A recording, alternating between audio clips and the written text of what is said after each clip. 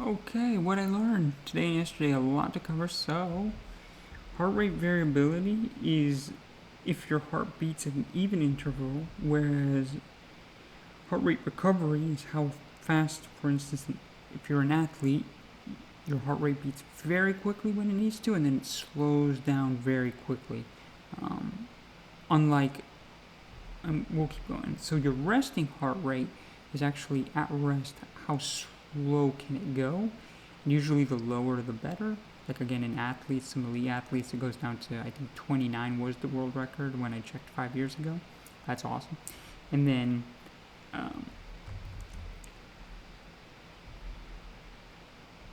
kind of tying all that together, usually elite athletes have a very strong vagal tone, which means a low resting heart rate that can really accelerate when it needs to, recover, so a high heart rate recovery, and then also they have a very high HRV, heart rate variability. So it's almost functions perfectly like a machine, whereas usually elderly, sick individuals both are characterized by the opposite of everything that was just said. Serotonin is true, what Andrew Huberman said. So the serotonin in the gut actually signals to the brain to produce serotonin from this tryptophan, hydroxylase 2, taking tryptophan, which can cross the blood-brain barrier, and making serotonin in the brain. So they are related. So more serotonin in the gut signals to create more serotonin in the brain. And here's kind of why. And it's also done by, this is peripheral serotonin. So this is just to take serotonin to other parts of the body, not necessarily to get to the CNS.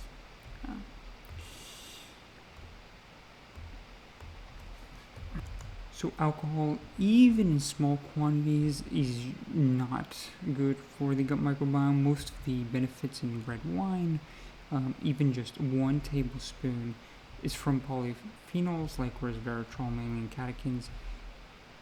That's important because more than that actually induces inflammation. Here you can see too heavy inflammation, which then leads to, for instance, zonulin increase, which is a permeability marker, and then you have endotoxin leaks.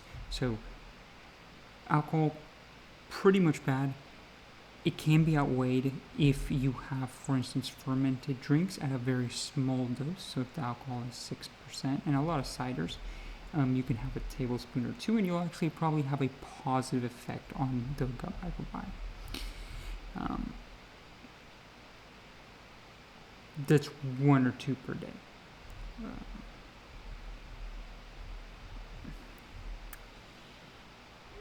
Gene therapy for Crohn's is mainly around modulating the immune system and not a direct edit on the loci that,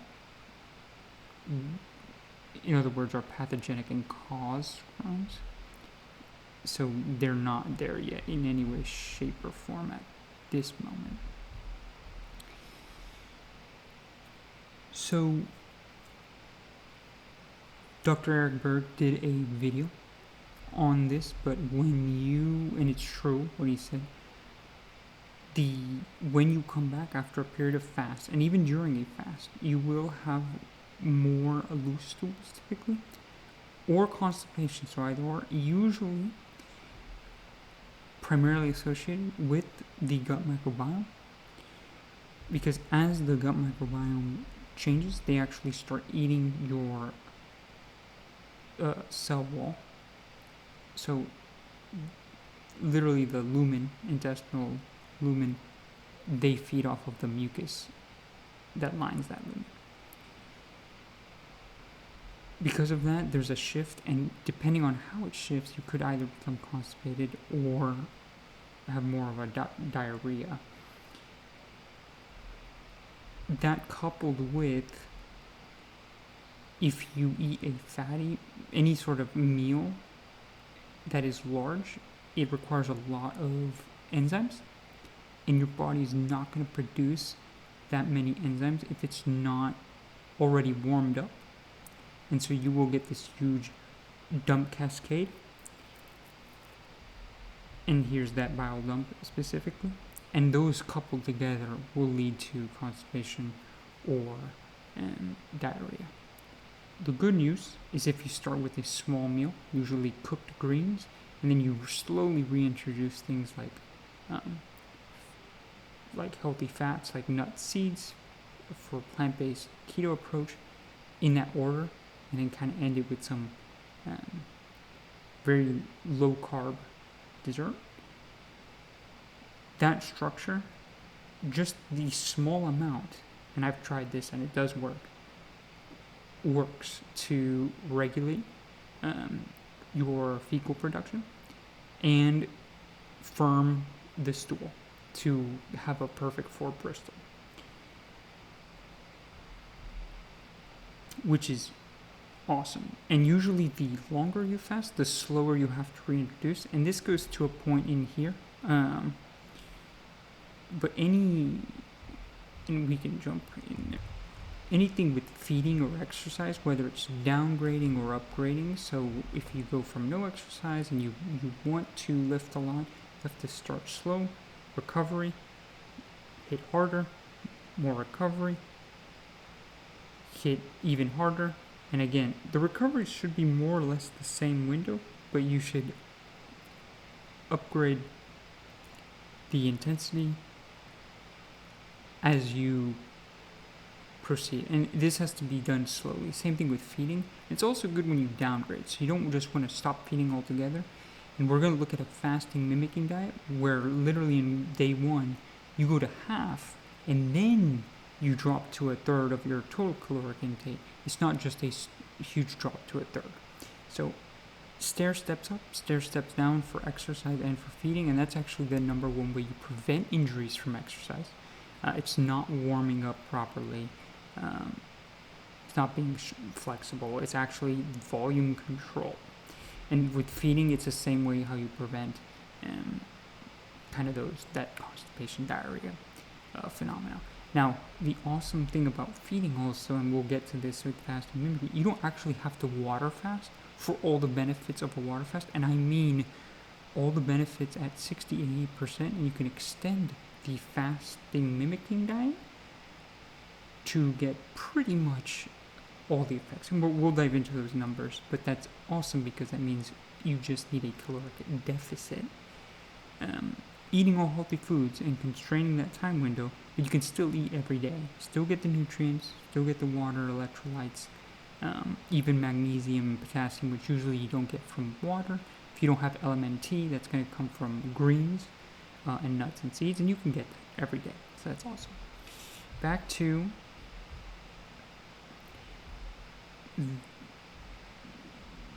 there is some electrolyte shift, but mainly it's these three, and that's what I've experienced. But electrolytes are important, and that will actually buffer a lot of times where my digestive tract has started to make noises, started to kind of make movements that I knew were not great. Salt got me out of that. Not 100%, but definitely made a substantial effect, even though I couldn't really change these three at the time because I was doing a 22.5-hour water fast. So,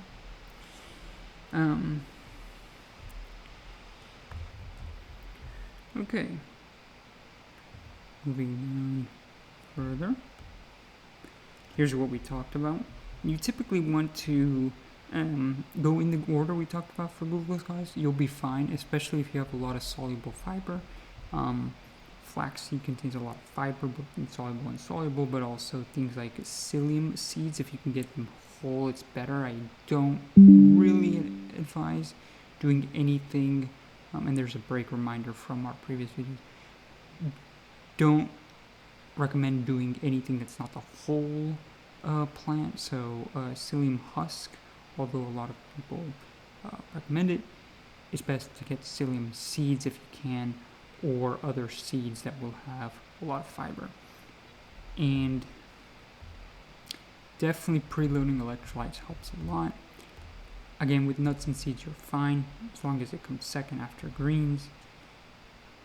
definitely avoiding all carbs, low carb, and this definitely helps substantially. And it doesn't have to be just 10 to 15 minutes, it can be a minute, it can be 2 minutes.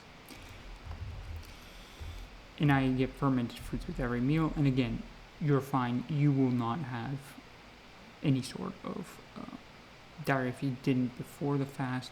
And usually the fast actually solves those problems. We're going to get into that as well if you were having digestive issues before. So I try to mirror how our ancestors did, but most hunter-gatherers, during the morning, they kind of gathered, or hunted, and then they would eat in the early afternoon, to make it simple, late morning, early afternoon, and they'd eat again before the sun went down. So they'd have a pretty tight eating window, but they would eat meals. They wouldn't graze constantly. And this is kind of what they ate, which is cool. So they mainly seeds, and we know greens were around, so they definitely ate greens and seeds a lot. And this is what was more seasonal, especially fruits being very seasonal, just in the summer and early fall. So, and the reason is because, did they get similar? Yes, there's some water and some salt in the plants, the ground. They definitely had a very diverse microbiome because of all the different fibers they were eating. Especially a lot of them also contain the microbes, and we know that if you were to eat raw vegetables, some of that does get through the stomach acid. But it's important to note that, and the cool thing is that they didn't just graze the whole day. They did limit the meal timing, and they did usually start with something that was readily available, like greens, which is kind of the Gundry ketogenic plant approach, is greens, and then followed by glucose goddess, nuts and seeds, and then they might have had some protein as well, if they hunted from like an animal protein. But bottom line, that's kind of how they went about their day-to-day, which reflects everything we have been talking about before. And if they did go on a fast, they would, at least from anthropological studies, they would still eat something, like greens, etc., which is kind of what goes to the fasting mimicking diet, and we'll get into that. But when they didn't have enough food, they ate what they could. And so there was, the digestive system never fully went, I guess, to sleep, so to speak.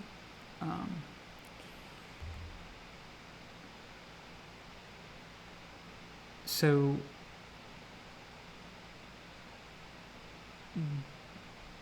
when you're talking about keto benefits, usually most of the keto benefits appear by week 2. You should be noticing like a substantial shift.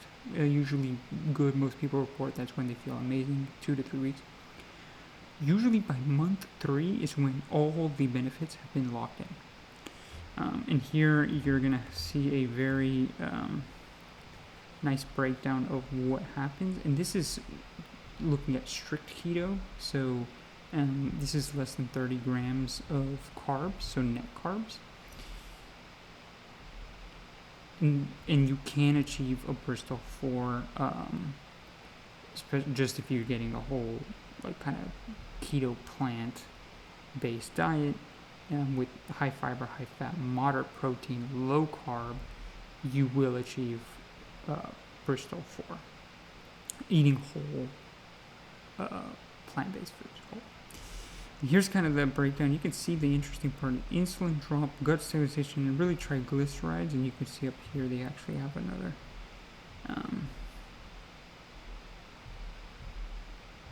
number. You're going to see a lot of those drops coincide, which is not a surprise, right? But then at 3 months, you really see your HbA1c as well as your HOMA-IR drop significantly. I mean, it can be cut in half, which was reported by Dr. Gary Fetke in his allusion to another study. In a graph, you could see that, which is extremely beneficial for those with diabetes, anybody overweight, etc. The metabolic syndrome. One thing that can happen if you start getting kind of almost feeling hypoglycemic, and we'll get to actually we can jump there now. That is a combination of this and this. That's actually, which is, you feel brain fog, headache. You kind of feel very almost like numb, almost, in the sense that you're feeling weak, kind of numb, kind of like you don't feel anything. If you were asked to move, you kind of just barely get there. Things like that is when you are, one could be electrolytes, but even if you're getting sufficient amount of electrolytes, could be that you're not keto adapted and you went too long without food, so you're showing these sort of hypoglycemic signs, but it's actually called, and we can go here, it's the pseudo-hypoglycemia. So if you're used to running 95 to 120, now you're running 70 to 90 milligrams per deciliter, and that way, that shift will cause those symptoms. It's not anything to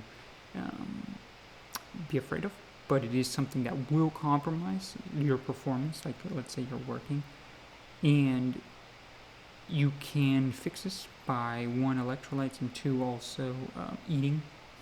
Even if it's a small meal, it will fix it within, usually, at least for me, it was 1.5 to 2.5 hours. I felt a dramatic increase, and it was a relatively small meal that did that. So we're talking 700 calories. Same foods that we were mentioning before. So that's the benefits.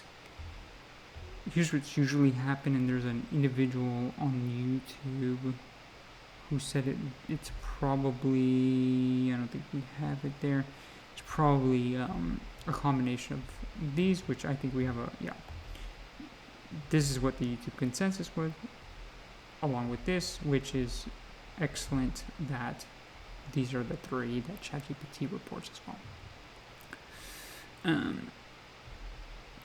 So this is where things get super cool. So when you fast, what happens is you actually have diversity increase. So if you have a lot of strains, and one strain is dominant, let's say they have 80% of the resources, what happens when you fast is you cut things by 50 times. Okay, so the resources go down to the point that all the bacteria or fungi, yeast, they get cut by 50x, is usually for water fast, and the 80% ones take the biggest hit.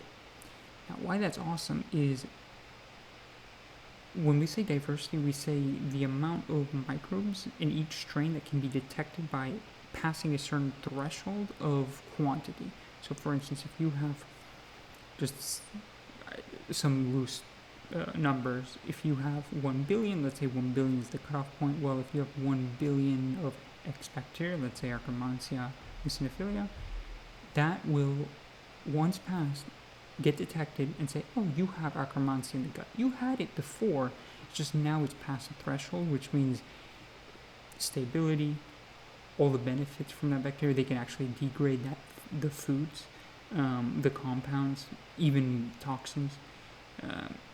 They can also box out other bacteria.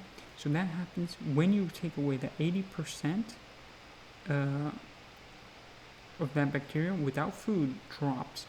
All of them drop, but the 80% takes the hardest hit.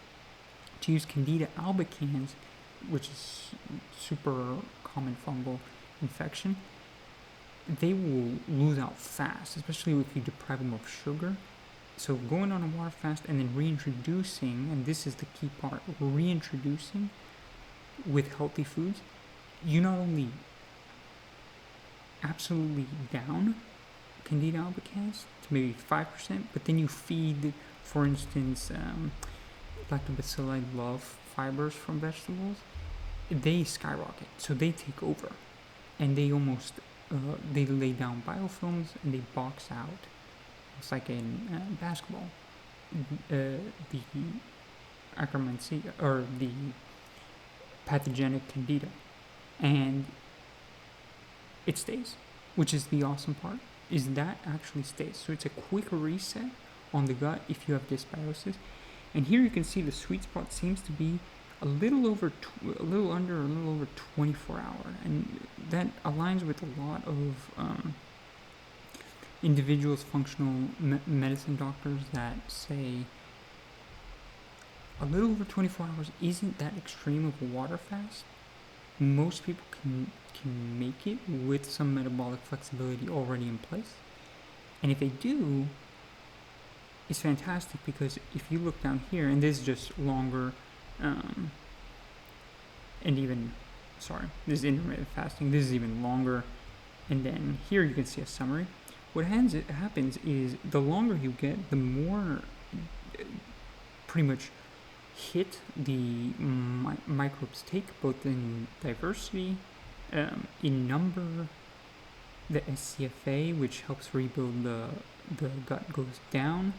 The bacteria actually start feeding on the wall, which all sounds bad, but the refeed, all of that comes back and more. So diversity actually increases net 5 to 15%.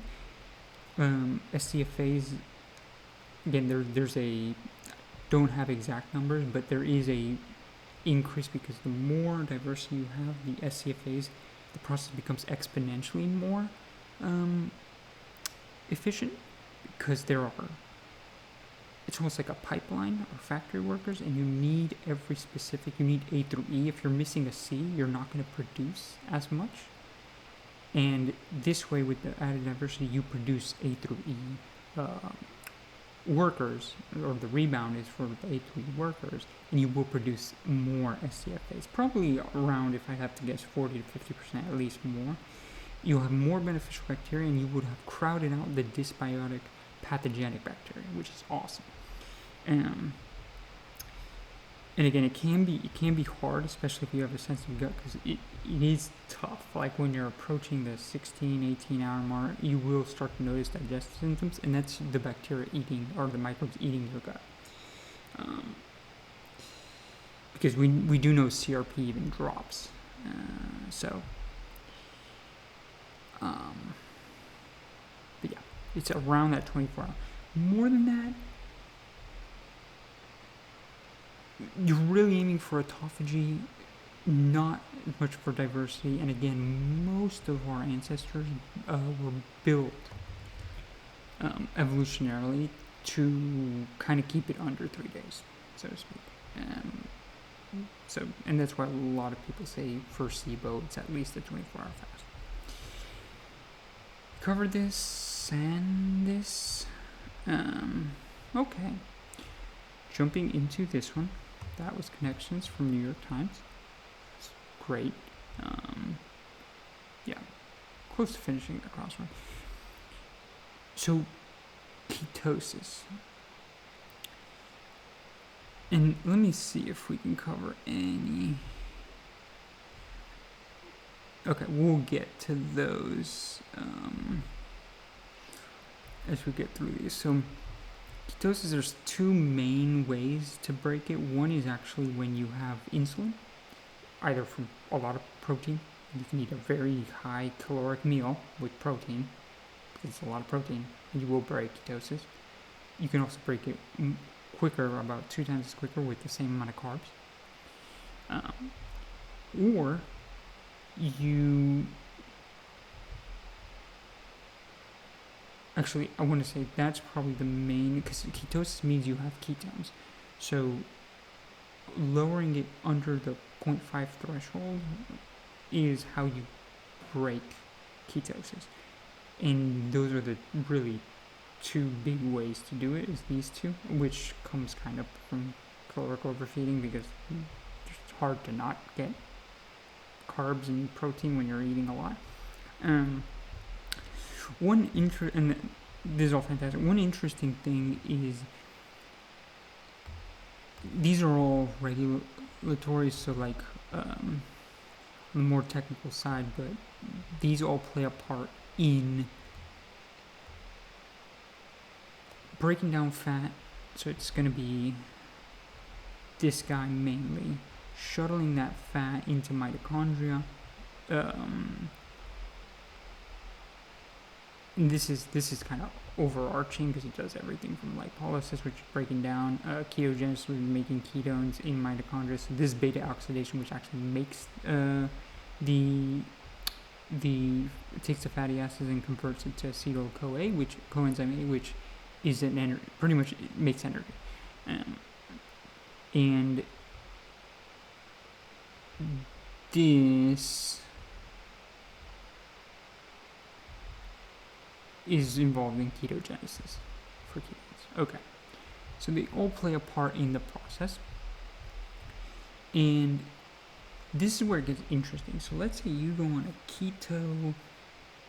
Some people say they felt great for 3 to 5 years. Some individual, in here you can see right here, Paul Saladino, they talk about the opposite. So they did not thrive with keto, and they actually started to have problems. And here you can see a lot of the opposing views, like 8 years keto, every time I feel terrible.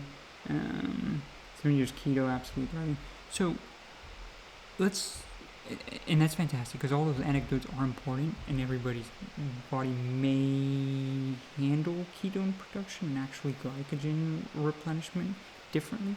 But what you don't get in trouble by having too much protein and fats and low carbs the whole time, for the most part. However, why Gundry says you must cycle is because you will not replenish glycogen, and you will not signal to the thyroid to regulate T3, and you will not kind of upregulate metabolism. And for weight loss or weight gain, that's an issue. And typically for overall health, at least evolutionarily how we did it, we were cycling. So for longevity, probably cycling is more beneficial. Again, that has to outweigh, and we'll see in here, but that has to outweigh so that reward has to outweigh the cost of getting out of ketosis. Like some individuals have an autoimmune disease that ketosis is therapeutic, it keeps them in remission, and maybe that relapse is very bad, so you don't want to go 150 gram carb for 2 days, and we'll get to why that number is. So that depends on the individual. Bottom line, if you're sick, if you're doing it for keto for therapeutic, you may want to stay on keto forever. If you plant-based keto, it's sustainable. If you are looking to get gains, like muscular, to combat sarcopenia in older age, or you are trying to lose weight for insulin sensitivity purposes, then you probably do want to cycle. And so, now why, besides the thyroid and metabolism, is glycogen repletion? And your liver, max capacity is 120, your muscles can store 300 to 500. So bottom line, if you are limiting, this is a rate limiter, you will not get enough unless you consume 150 grams of carbs around for 2 days for the typical human being. And if you're doing strict, any glucose is going to kind of help critical functions like brain, the little muscle that can, that needs it, can use it. Think of glycogen as like your almost like a fuel source for speed and strength and kind of sprints. And you will not have that when you are in ketosis. And keep in mind, there's nothing wrong with that. You probably will, and I know this is contrary to what I said previously, but you will probably live longer from a longevity standpoint if you're looking at it from purely, I'm going to use less, burn less, so I'm going to live longer that way, like a whale or like a tree, versus I'm going to burn fast and crash. And we don't know. We don't know which one lives longer, but what we do know is, and here we can get to it, you will start seeing high intensity, your peak power can drop as much as 15%, your muscles look flatter. Even after adaptation, you're going to be running kind of anything with sprint or power, you'll be not endurance or strength, but you will take a hit on sprint power. And we know that your actual glycogen remains lower, your PDH remains suppressed, and the glycolytic enzyme is downregulated. That's part of ketosis. That's the body, and here's the 10 to 30% lower glycogen stores. So pretty much it says, hey, if I really need it, I'm going to use it, and if I don't, it's not going to use. Whereas if you cycle in and out, it's like, oh, well, we get it every now and then. We can refill. 150 grams a day is not enough. There's some athletes that go up to, 10 grams per kilograms per day. If you're getting 60 kilogram adult, get what? That's 600 grams a day of glycogen refill. So these individuals eat a lot.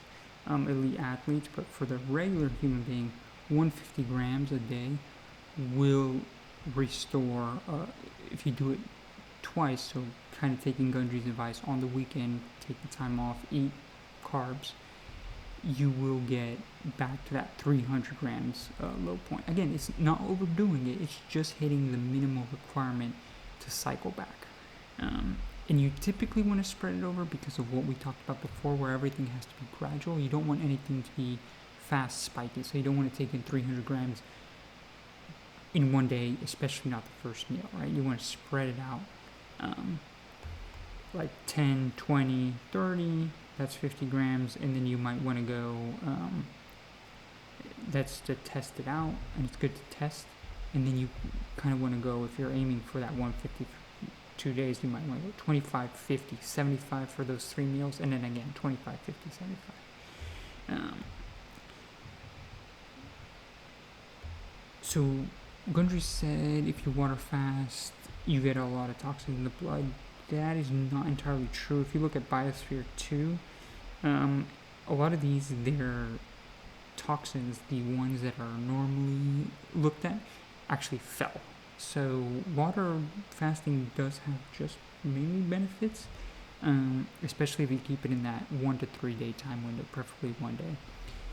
And this was a caloric restriction.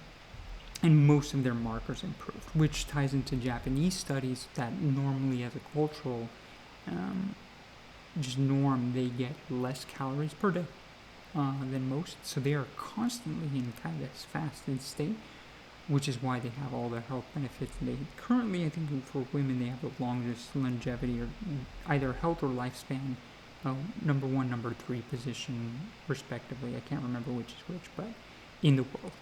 And that's in part from this. So the awesome news is, do I have to do water fast? The answer is no, you don't. You can do this fasting mimicking diet, which pretty much says, if you're eating kind of like we talked about previously in the video, all you have to do is cut whatever you're eating in half. No need to change the time. No need to change the foods, like type of foods. You just cut it in half. And then on day 2 to 5, you cut it to a third, and you can extend this if you want to 7 days. You can do it as short as just 1 day, so 24. But that would be,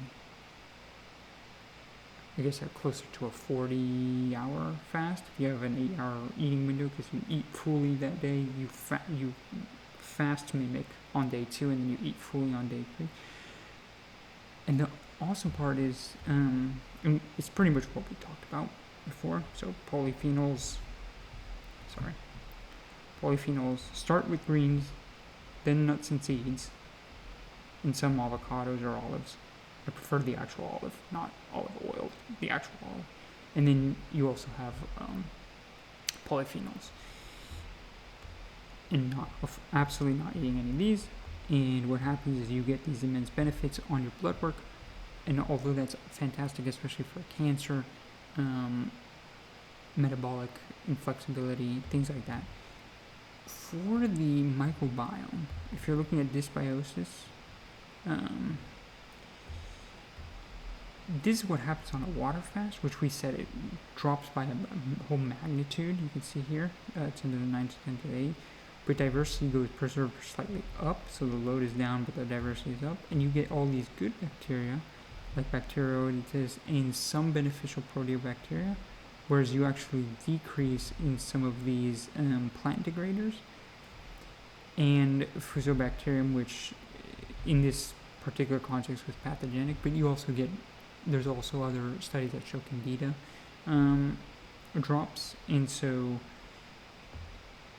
when you resurge, all of them return to baseline with refeeding. And so,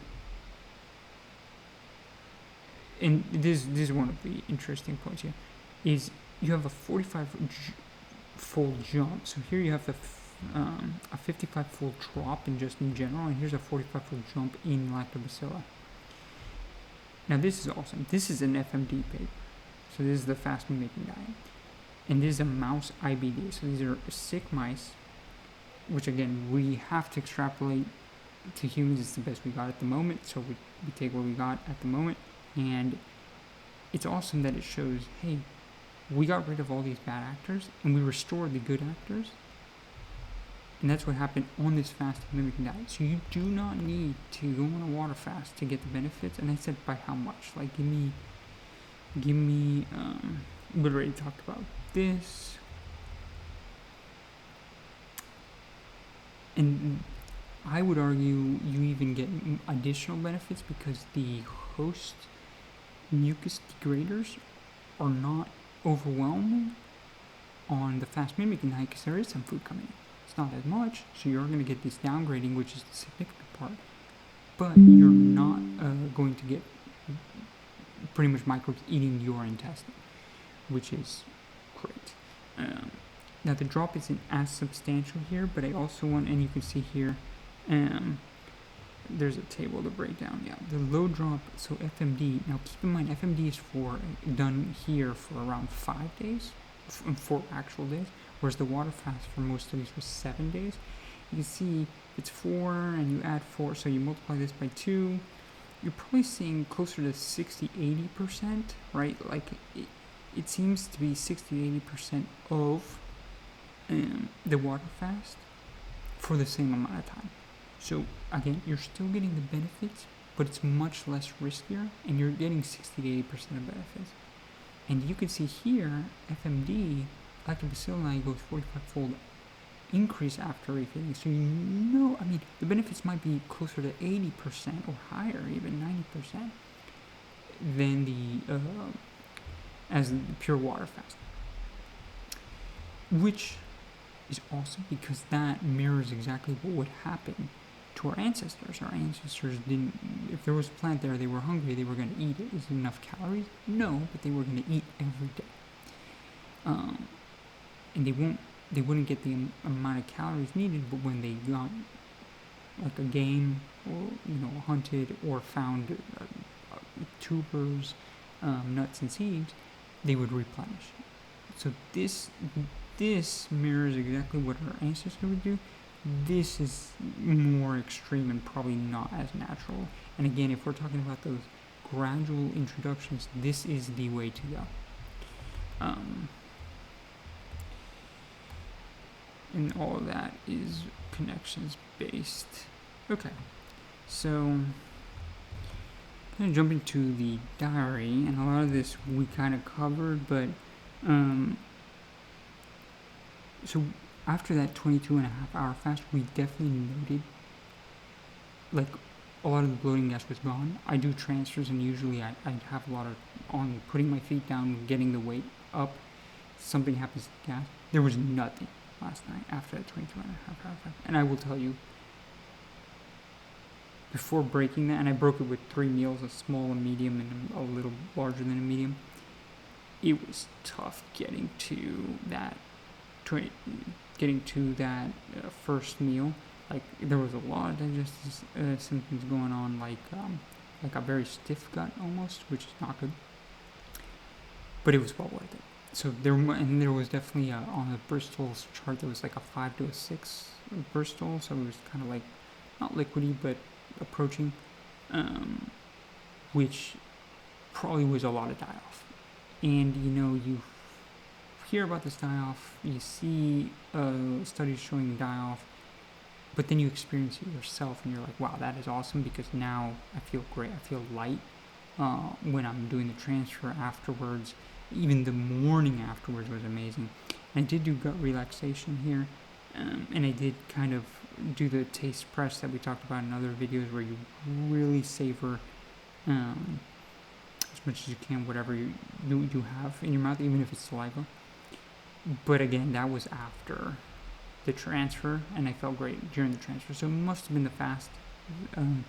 Eating the sun, I treat the sun like I get out there, and I do the same process with food, so I enjoy it. I do the same nodes that we talked about, the up and down, calming, kind of, even the this kind of vagal pathway here.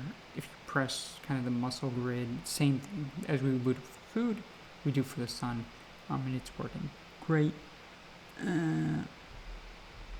So when you focus on the food and press, maybe what they call mindful eating, but that helps calm your entire self for that food. So if it's, I don't know, flaxseed, and you do it for flaxseed, everything's calm when you eat flaxseed, if you focus on it. For whatever reason, that seems to drive the calming the most, is when you're focusing and going, like, pressing and deeply focusing on the food. More than other things like vagus, grid and flex. This is what we talked about, the gradual. Again, vagus, grid, and flex lets you inhale and exhale deeper, and it almost has like same thing with the sun. They're almost like they reinforce each other. It's almost like if you do one, the other. It's like a ping pong, but it's like a building ping pong positive build to like spiral, which is great. Large circle mirror breaks forward is just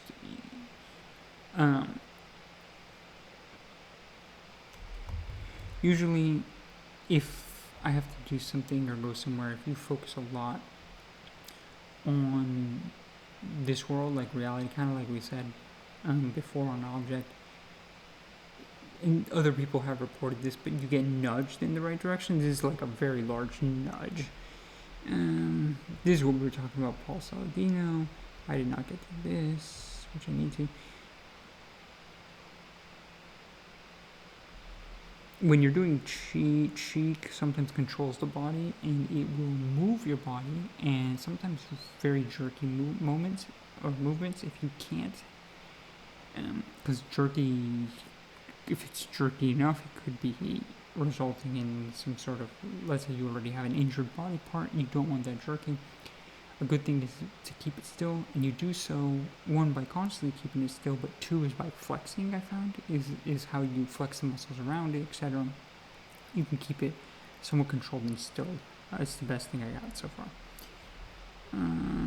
This is just some personal notes on ketosis, how not to get injured, like going slow and still getting the benefits, how to break ketosis. This is what we talked about on glycogen replenishment.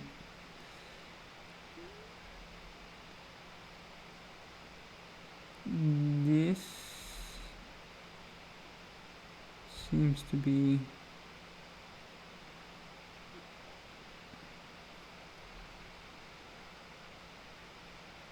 similar, but not. Well, because this is the same, I don't like repetition, so this is gone.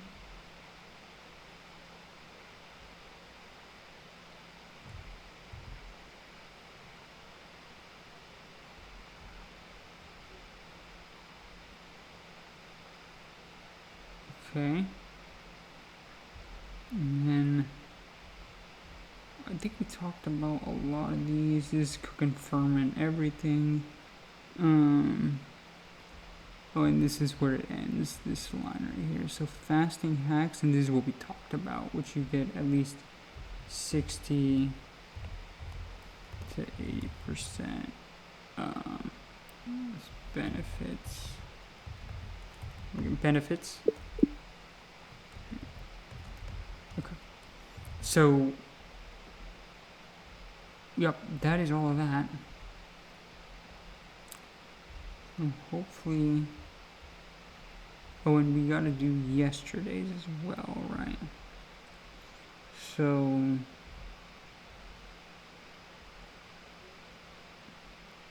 So when sleeping, the best, they have a military kind of method or something like that. But bottom line, you tense everything, you relax everything. But the key thing, and this works for me, is you don't think about anything. So you actually make a conscious effort to think about nothing. And it really works. When thoughts get into your head, if you're doing that, they pop out of your head and eventually they all kind of all pop out and you go to sleep extremely quickly and deep. So like I fell asleep, it was like 30 minutes, which is a record. Like that's incredible for me. And sometimes I don't go to sleep for 2 hours right now, but 30 minutes or something. And I slept, I think it was like less than 11 hours, which again is another record. Given I'm working through his metabolic issues right now, so that's fantastic, right? I mean, so there have been reports of this elsewhere, but if you have an orgasm, something depending on who is in your gut, like the gut microbiome and what the structure is, you actually have or can have a negative reaction like skin rashes, everything you'd associate like constipation, diarrhea, gas, burping, farts, nausea, everything that you would normally get with IBS or even IBD, or just, and some people say side effects of fasting, you can get. And I think the reason is, and we know the hormonal shift shifts the microbiome in a way, and I believe the pathogenic bacteria, depending on how the interactions, they can thrive post-orgasm. I'm sure in some individuals it's the opposite. So we're just saying that it does have an effect.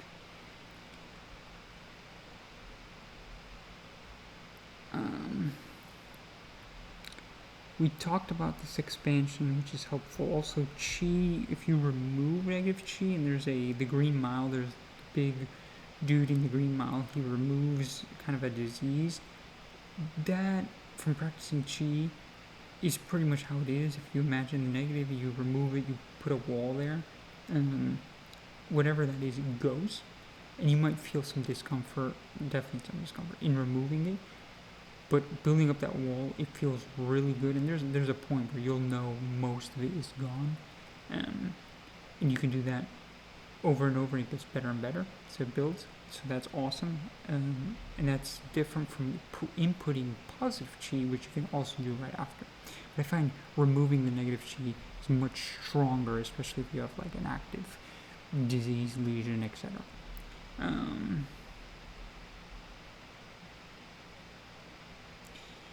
We covered, right, if you charge chi, usually it builds to where your body starts moving automatically, which is much more chi than if you're just calm. It's from what I've experienced. This is not actually true.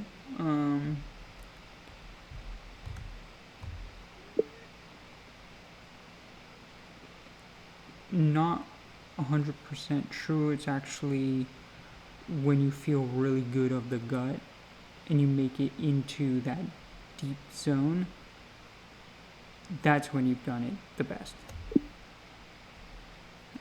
And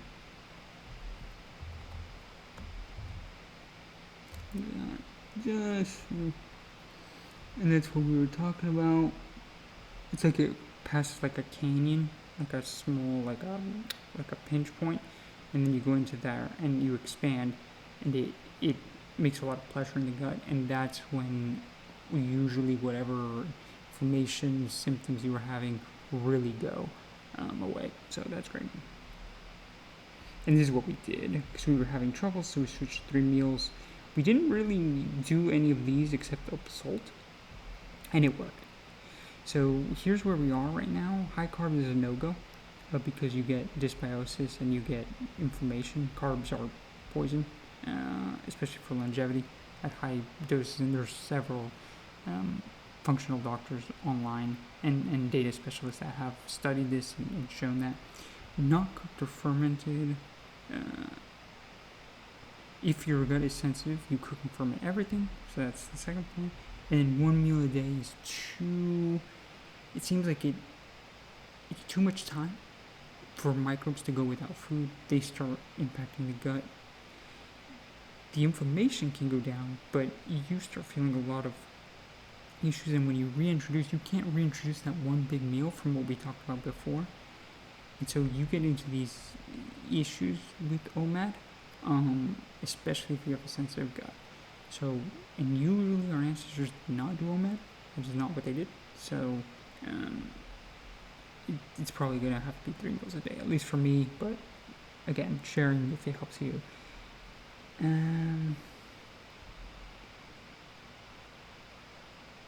Yeah, and this did, because today I haven't gone, and I usually go the best is like every 2 to 3 days.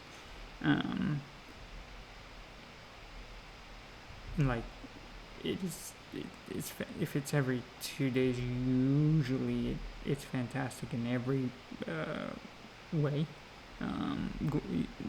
producing a stool. So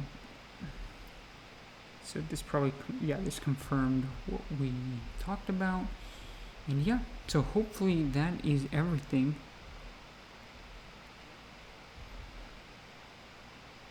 And let me see if there's anything else. Nope. That is all. So hopefully all of this helped you out a lot. It's really fun.